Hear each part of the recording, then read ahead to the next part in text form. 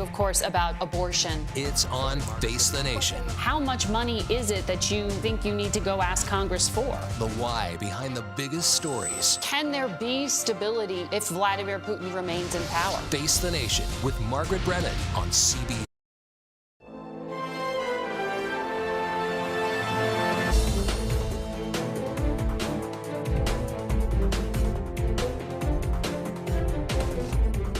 Well, what I support is making sure that law enforcement has the resources they need to keep us safe, but also doing the work to prevent crime. In back-to-back appearances, we will hear from Republican Kerry Lake and Democrat Katie Hobbs as they are running dead even to be Arizona's next governor. Do you know the biggest crowd I've ever seen?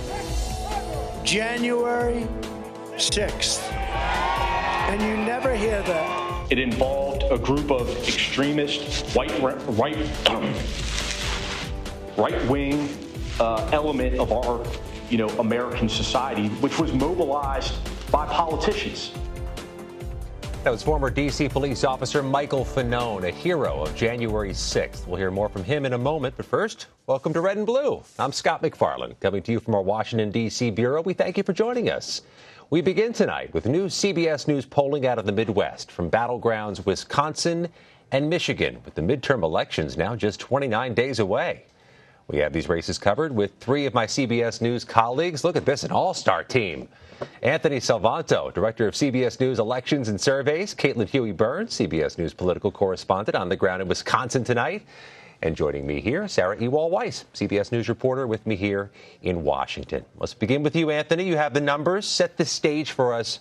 Walk us through what key issues seem to matter in Wisconsin that could resonate in other races. How you doing, Scott? Okay, let's take a look, starting with the Senate as it currently stands, the seats that are up, and then why are we focusing so much on Wisconsin? Well, it's one of a handful of seats that are going to decide control. And as we've noted in our new poll, this one is tight, right? Ron Johnson, the incumbent, at 50, Mandela Barnes at 49. In polling terms, that's effectively a tie. Let me answer your question about why that is. Let me start with this. When you look at the things people say are the reasons they're backing Ron Johnson, it's his economic policies. That's a theme we've seen throughout these midterms so far. It's Republicans being helped by people feeling bad about the economy. You get to Mandela Barnes, he is helped by his stance on abortion. That's another running theme. That's motivating Democrats. But far down on that list, though, are his economic policies, or farther down, I should say, and his views on police and crime. Now, that's important because, we've noticed Republicans are trying to make this an issue. They're running ads against Democrats, against Barnes. And when we look at that, we ask people, okay, whose policies might make you feel safe? Well, look at this gap, Scott. I'm going to show you this. This gap between 42% who think Johnson's policies would make them feel safe and the 29% for Barnes may be one reason that Republicans are kind of going in on that, Scott. You look at these numbers in the crosstabs you've reviewed here. What jumps out at you as unorthodox or something you don't see in the traditional incumbent against Democratic challenger? Yeah. The interesting thing here is you've got to look at, when you've got to go at election denialism. And this is something that jumps out at me because, frankly, it's new for this cycle, right? To what extent will this play a part? Well, I'll focus in on this almost half of people, half of registered voters, who believe, their perception, that Ron Johnson wanted the 2020 election overturned. Well, if you look at the independents in this group who believe it, they're far less likely to be voting for him. Now, Republicans, that's okay. But for independents, whom he's got to get a decent amount of, that could be an issue. And that, as opposed to the crime issue, which Republicans are trying to make an issue against Democrats, this is something Democrats are going to try to focus on as they look at democracy, as they press for these folks who are election deniers, not just in Wisconsin, but in other states as well, Scott. 87% combined say either they're unsure or that he wanted the results overturned. That is a standout data point. Anthony Salvanto, nice work. Thank you very much. Thanks, Scott. All right, let's bring in Caitlin Huey-Burns, Sarah Ewall-Weiss. Caitlin's in Wisconsin. We hit that time in the calendar, Caitlin, where you wonder if people are now tuning into the race, if they're now engaged. Based on what you're seeing, based on what you're hearing, are Wisconsinites engaged and mindful now of this race? Yeah, Scott, well, less than 30 days to go before the election, and it is starting to feel like campaign time. And you have both candidates really hitting the trail. The Senate, as you know, is out of session until after the election, so that really gives Senator Johnson, for example, the time to campaign. We'll be with him tomorrow. We were with Mandela Barnes at a couple of events today. Interestingly enough, and this is reflected in our polling, his first event today was on the issue of abortion and abortion access. Here in Wisconsin, there is a law on the books that goes back to the mid-1800s that bans abortion in almost all cases except for the life of the mother. That's being challenged by the Attorney General here. But that is something that Democrats, and especially the Barnes campaign, hope to make something to help drive voter turnout among Democrats, but also potentially reach out to independent-minded voters. But when you look at our polling, it shows that that is the top issue for Democratic voters, and that's fueling support for Barnes. But it is not the top concern among overall voters. That's the economy and inflation and even crime. And Anthony mentioned those numbers on crime. Those numbers are helping Johnson. And here in Wisconsin, he has been hammering Barnes on the issue of crime. And it's something that the campaign has had to contend with. This unambiguous, unequivocal pattern we're seeing in these Senate races where Democrats are trying to make abortion rights the primary issue, Republicans trying to make crime. Let me shift to Sarah for a moment. Looking at the Ohio Senate race, happening simultaneously, of course, how effective is the Democratic challenger, Democratic candidate Tim Ryan, doing in making abortion rights the issue? So, he is talking about abortion on the campaign trail because that is important to Democrats. But in Ohio, he has been focusing almost all of his time specifically on air advertising and in digital advertising and largely on the campaign trail as well, specifically on the economy, not focusing so much on the abortion issue, even though that is very relevant in Ohio because we've seen the headlines about the 10-year-old having to leave the state for the abortion. So it's still coming up in conversations there. There is a 6-week abortion ban that has been controversial specifically in Ohio. But he's talking about manufacturing. He's talking about inflation. He's talking about lowering taxes for workers there. And, this is one of those races where you look at Ohio, and President Trump won Ohio in 2016. He won Ohio in 2020 by 7 or 8 points in both of those races. So you'd think, well, we're going to write Ohio off. That's now a red state. And some strategists, if you talk to them in the state, they still say, no, this is a Republican state to lose. It is definitely heading in that direction with the Republican candidate, J.D. Vance. But if you look at the Real Clear Politics average, it's extremely tight. It's a little over 1 point between Vance and Ryan. Of course, the advertising on the Republican side has also been very focused on the economy there. And, they're really just hitting each other over the exact same issues, manufacturing and taxes. So it'll be interesting to see where that state actually goes. Of course, Democratic Senator Sherrod Brown won the state in 2018, but we're in a very different climate politically and economically since that race was won by a Democrat. So this could be a last stand for Democrats there. It's rich history in Ohio and statewide races of the economy being the focal point, no matter what else is happening in that cycle. It's also this history of polls giving Democrats some false optimism. I want to talk about money and campaign ads in Wisconsin, Caitlin. Obviously, both candidates are on the air. People of Wisconsin have probably had about enough of the campaign ads. But what are you seeing? How is Ron Johnson messaging as an incumbent that things aren't going well, so he should be reelected? Yeah, it's a really fascinating dynamic, Scott, because on one hand, as I mentioned, the economy and inflation are of top concern. So you would imagine that voters would want something to change. But Johnson is banking on the fact, or the idea, or he's hoping at least, that what voters want to change is the party in power, and he is not part of the party in power on the Senate side. So that's kind of an interesting dynamic here, and you have Mandela Barnes, who is campaigning. He's the lieutenant governor of Wisconsin, kind of campaigning for that fresh new voice in the Senate, but he is part of the Democratic Party, which is facing headwinds given that they control everything in Washington, even by a slim margin. So what you're seeing here in Wisconsin is really what you're seeing across the country, where you have the Republican focused on the economy and crime and the Democrat focused on abortion, and trying to kind of play into how that all plays locally. You also have a very interesting governor's race here, where you have Tony Evers, the incumbent Democratic governor. I actually had a chance to talk to him earlier today at an event, and I said, why is Wisconsin so close? And he said, look, this is a purple state. Remember those very slim margins that we saw in 2020 and 2016.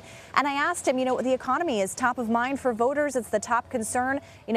Are you concerned about the economy? And he said that he feels good about how the economy is in Wisconsin, but acknowledging, of course, that people may not be feeling it when it comes to their own pocketbook. So you're talking about inflation, you're talking about the sky-high price of pretty much everything nowadays. But all of that is kind of factoring in onto the ground here in the final stretch. And when you look at the airwaves and when you look at the momentum and when you look at what we're seeing in our polling, it seems like Johnson, at least in that Senate race, his attack ads on crime and on the economy seem to be working because they're fueling his base of support. And when you look at how abortion is factoring in, it's giving voters a reason to support Barnes, but not enough to overcome, at least in the polling so far with a month to go. Two very well-funded candidates. Back in Ohio, Sarah, Tim Ryan, the Democrats, raised a lot of money. How's the Republican J.D. Vance doing? There was concern earlier. Yes, you know what?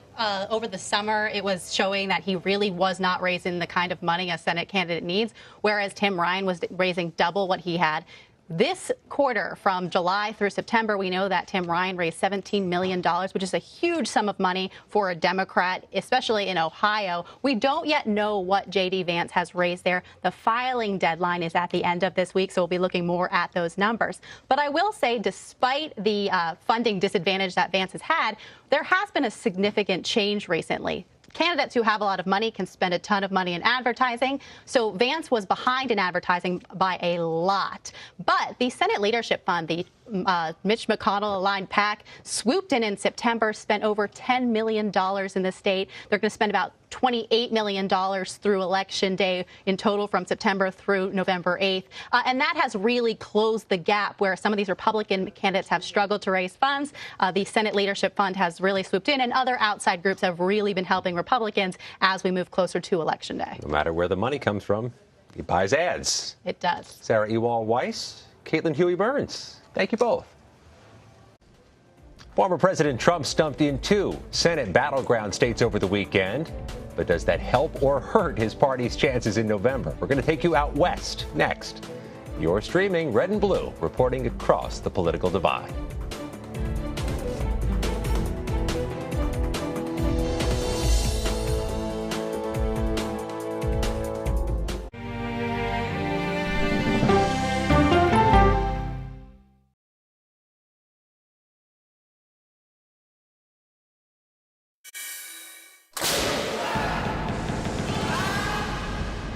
About it. Everybody wakes up in the morning and they are pelted with alerts that frighten them, news that agitates them. With this show, we have the time to explain what's going on. These migrants, they've been released. Explain the status that allows them to be released, to slow things down a little bit. What are the big sets of questions for China and its ambitions? Hackers are stepping up their attacks to extort victims. Let's start with easy. Who's attacking? Here's a deeper understanding of what's happening. I'm thinking about it. Prime Time with John Dickerson. Stream on the free CBS News app. An original documentary from CBS reports tensions rising between a powerful country and a vital island. The supply of this technology came grinding to a halt. The world would grind to a halt. Absolutely. As Taiwan faces threats and aggression, Taiwan is on the front line, and we understand our responsibility as a democracy. We cannot fall. CBS News examines whether they can defend themselves. Putin, Ukraine, China, Taiwan, they are manifestations of the battle between autocracy and democracy. And that is a fight that we're all engaged in. Defending Taiwan, now streaming on the free CBS News app. When weather turns extreme, Massive and rapidly intensifying hurricane. every second counts. Hurricane Fiona slams Puerto Rico with flooding and power outages. CBS News and the Weather Channel bringing virtual weather technology so advanced, so real. Well over 9 feet. This is not survivable. You'll have time to get prepared. You want to have the advantage on severe weather days. It just may save your life. Feel the forecast. Weather when it matters most on CBS Mornings. People from every corner of America facing challenges. Everyone is just looking for some type of connection. Just raise your hand and say, hey, I'd like to help. Coming together to find solutions. We are going to do something about it. Their stories are our stories. Welcome to Eye on America. Stream now on the free CBS News app. When it comes to the money you spend every day, we have you covered every morning. Making money makes sense. Weekdays on CBS Mornings. After decades in the public eye and public service, this mother-daughter duo is now talking about gutsy women. What's the gutsiest thing you've ever done? We go person to person with Secretary Hillary Rodham Clinton and Chelsea Clinton. Now streaming on the free CBS News app. Stories that inform, inspire, and brighten your day. I've been waiting patiently for something like this. Make every day a little more like Sunday morning. Here comes the sun. Stream on the free CBS News app Tuesday mornings.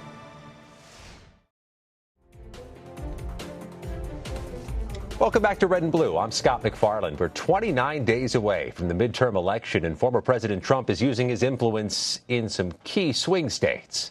He was in Nevada and Arizona over the weekend, campaigning for Senate and gubernatorial candidates there.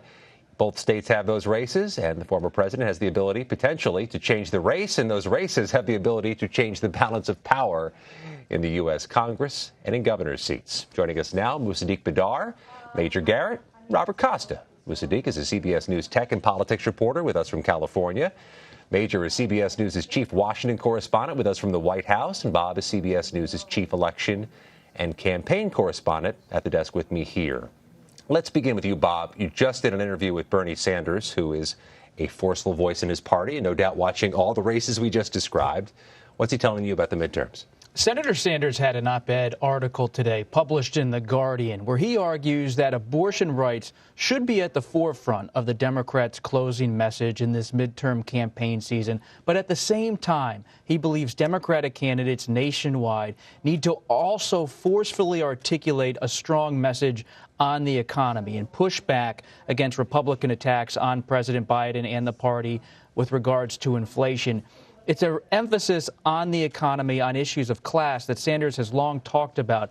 But he does worry, he writes in this op-ed, that too much of the party's advertising campaign, broadly speaking, is just talking about abortion. Let's listen to part of what Senator Sanders had to say.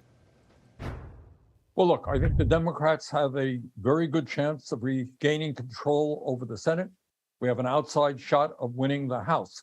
But I think if we are going to do well in this midterm election, we've got to rally the American people not only around the abortion issue, the right of women to control their own bodies, which is enormously important, Robert, but we have got to do more.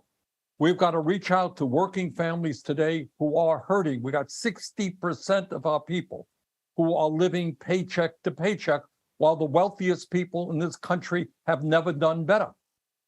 You got workers today who can't afford health care, they can't afford prescription drugs, they can't afford rent, can't afford to send their kids to college, while CEOs now make 400 times more than their average employees. So I think what Democrats have got to do is to say, if we regain control over the Senate, if we regain control over the House, we are prepared to take on these very powerful special interests whose greed is really destroying the middle class of this country. Abortion rights are front and center after what happened in Kansas this summer, after what happened at the Supreme Court. Why is abortion, in your view, not the only issue to close on for the Democratic Party? Look, let me repeat, as somebody who has a 100% pro-choice voting record, I think the Supreme Court's decision was an outrage. Women have the right to control their own bodies, not state government, period. It has to be an important issue in this campaign, but it cannot be the only issue. Poll after poll shows what everybody understands to be true. Working people are hurting. They're worried about the economy. They're worried about inflation. Scott, I've spent time with Senator Sanders in recent months on the campaign trail. He's worried about young people who are working in coffee shops across the country, manufacturing jobs, being galvanized to turn out in this midterm election. And across the country, in some of these tight races, there is a question of whether that Democratic core voter will show up, be energized in November. Like they are in successful cycles for that party. When the young folks turn out, Democrats' fortunes do better. There obviously is a big race in Arizona, a couple big races in Arizona, but the gubernatorial race was on Face the Nation Sunday when Major Garrett had this unique opportunity, a unique accomplishment to get both candidates to finally talk back-to-back about the same issues. Before I ask you about that, Major, I want to play clips of the Republican Kari Lake and the Democrat Katie Hobbs from the newsmaking interview yesterday on Face the Nation. Opponents' positions on this issue are nothing but empty rhetoric. She's not offering real solutions. When she talked about invoking the constitutional authority of the state, she's talking about declaring an invasion at our southern border. That would do absolutely nothing to increase border security, but it would bring untold levels of chaos into our state.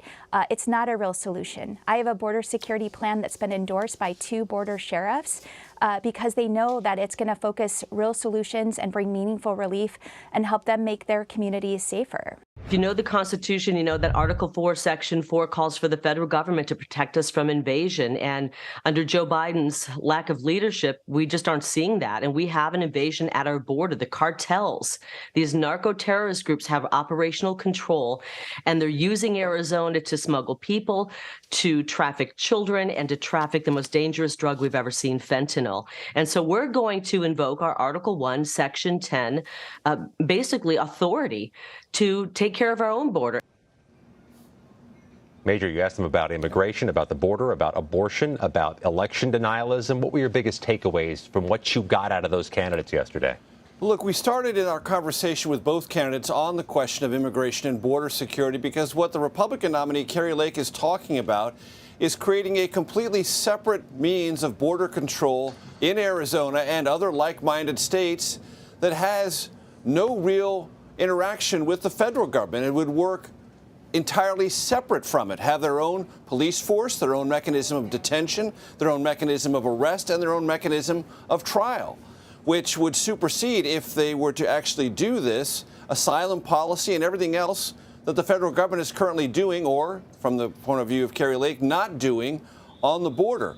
And I asked her, I said, well, there would be lawsuits filed against this for obvious reasons. Would you adhere to whatever the lawsuits ultimately said? Or would you wait, and would you wait to see how they were sorted out? And she was sort of vague on that. So the idea that a state would operate completely separate from the federal government on what has historically and constitutionally always been defined as a federal prerogative and responsibility, border control, makes her a very different kind of candidate in this race. And that's why Katie Hobbs, her Democratic nominee and opponent, said she has a different approach. Now, voters in Arizona will sort that out. But in this context, someone like the Republican nominee, Kari Lake, being aggressive and bold and saying there's a huge problem gets more attention. And Katie Hobbs, finally on her Twitter account, just on Saturday before appearing on Face the Nation, said that there's a failure in Arizona and Arizona is suffering because of that federal government failure. I asked her who's failing. She didn't want to say the Biden administration, but quite obviously, the Biden administration isn't doing what she believes ought to be done. Otherwise, she wouldn't have said it's a failure. So it's a huge issue in Arizona. They're compare and contrast positions. We at least tried to elevate as best as we could for Arizona voters and the nation. It was an excellent conversation, Major. Former President Trump has been in Arizona trying to get his muscle behind Kari Lake. He also was in Nevada trying to have his influence in that state's very competitive Senate race. Moose, you were there in Nevada. You've been chronicling that race. Give us a sense of what the former president did at the rally, accomplished at the rally, and the trajectory of that Senate race.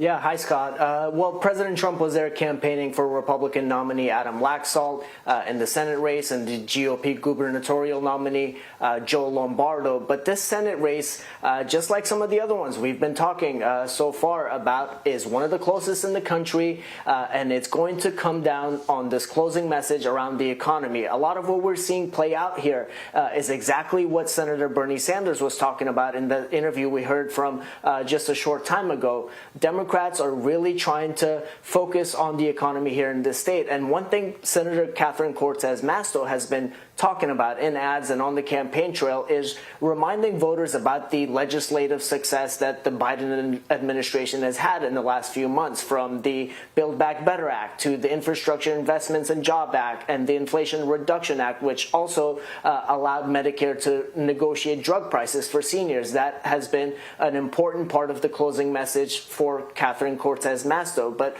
for Republican Adam Laxalt, his message around the economy has been, look, if you are happy with prices at the gas station, if you're happy with prices at the grocery store, then go ahead and vote for the party that's been in charge. But if you want something different, then that's been his message. And that could potentially be very successful in Nevada because this state was really hit hard by the COVID pandemic. The tourism industry and the hospitality industry was suffered severely during that time. And while the unemployment rate has since climbed back to a normal place, inflation is still really high in this state, among the highest in the country. And so Republicans really feel like they can message on that and put the blame on Cortez Masto and on Biden and Democrats and tell voters that you can come to us and we will offer you that alternative. So that's what we're seeing play out in Nevada, a lot similar to what we're seeing happen in Ohio and in Arizona and other battleground states.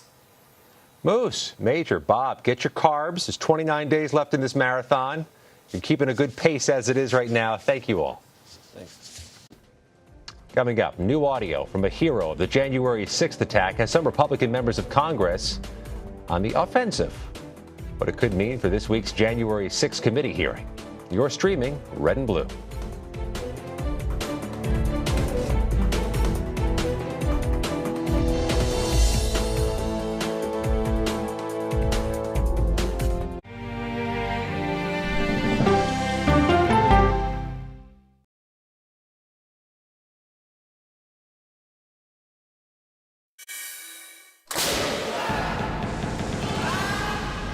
Thinking about it. Everybody wakes up in the morning and they are pelted with alerts that frighten them, news that agitates them. With this show, we have the time to explain what's going on. These migrants, they've been released. Explain the status that allows them to be released, to slow things down a little bit. What are the big sets of questions for China and its ambitions? Hackers are stepping up their attacks to extort victims. Let's start with easy. Who's attacking? Here's a deeper understanding of what's happening. I'm thinking about it. Prime Time with John Dickerson. Stream on the free CBS News app. An original documentary from CBS reports tensions rising between a powerful country and a vital island. The supply of this technology came grinding to a halt. The world would grind to a halt. Absolutely. As Taiwan faces threats and aggression, Taiwan is on the front line, and we understand our responsibility as a democracy. We cannot fall. CBS News examines whether they can defend themselves. Putin, Ukraine, China, Taiwan, there are manifestations of the battle between autocracy and democracy. And that is a fight that we're all engaged in. Defending Taiwan, now streaming on the free CBS News app. When weather turns extreme, Massive and rapidly intensifying hurricane. every second counts. Hurricane Fiona slams Puerto Rico with flooding and power outages. CBS News and the Weather Channel bringing virtual weather technology so advanced, so real. Well over 9 feet. This is not survivable. You'll have time to get prepared. You want to have the advantage on severe weather days. It just may save your life. Feel the forecast. Weather when it matters most on CBS Mornings. People from every corner of America facing challenges. Everyone is just looking for some type of connection. Just raise your hand and say, hey, I'd like to help. Coming together to find solutions. We are going to do something about it. Their stories are our stories. Welcome to Eye on America. Stream now on the free CBS News app. When it comes to the money you spend every day, we have you covered every morning. Making money makes sense. Weekdays on CBS Mornings. After decades in the public eye and public service, this mother-daughter duo is now talking about gutsy women. What's the gutsiest thing you've ever done? We go person to person with Secretary Hillary Rodham Clinton and Chelsea Clinton. Now streaming on the free CBS News app. Stories that inform, inspire, and brighten your day. I've been waiting patiently for something like this. Make every day a little more like Sunday morning. Here comes the sun. Stream on the free CBS News app Tuesday mornings. Well, I continue to talk about it because I haven't accomplished what I set out to accomplish, which was accountability for those that were responsible for January 6th. And also for acknowledgement for the officers that fought at the Capitol that day to preserve democracy. That was former D.C. police officer Michael Fanone speaking out ahead of this week's January 6th committee hearing. A surreptitious recording has been released of Fanone speaking with House Minority Leader Kevin McCarthy last summer. The Republican congressman told Fanone and another officer in the audio that former President Trump was not aware of the violence at the Capitol January 6th. McCarthy claimed he spoke with Mr. Trump the afternoon of the riot. Earlier today, Fanone discussed a stunning comment made by South Carolina Senator Lindsey Graham in the wake of January 6th as well.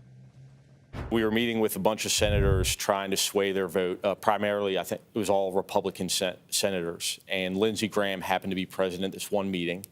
And during that meeting, he, I don't know if he was trying to be, I don't know, funny or what, but you know, he did kind of fly off the handle and say that you know, he gave us guns and that we should have shot all these protesters in the head.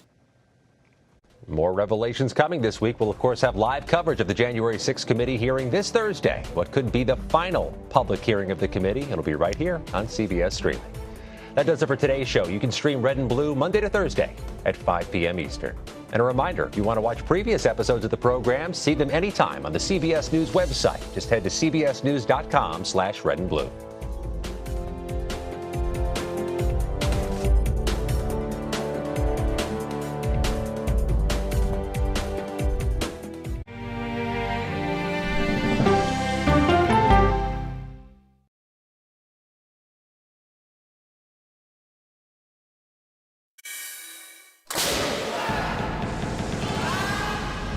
Thinking about it.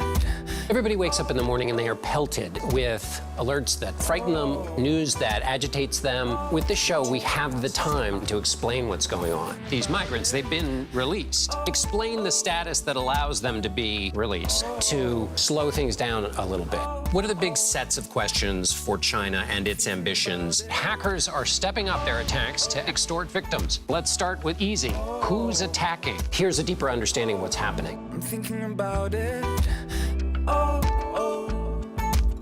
Prime Time with John Dickerson. Stream on the free CBS News app.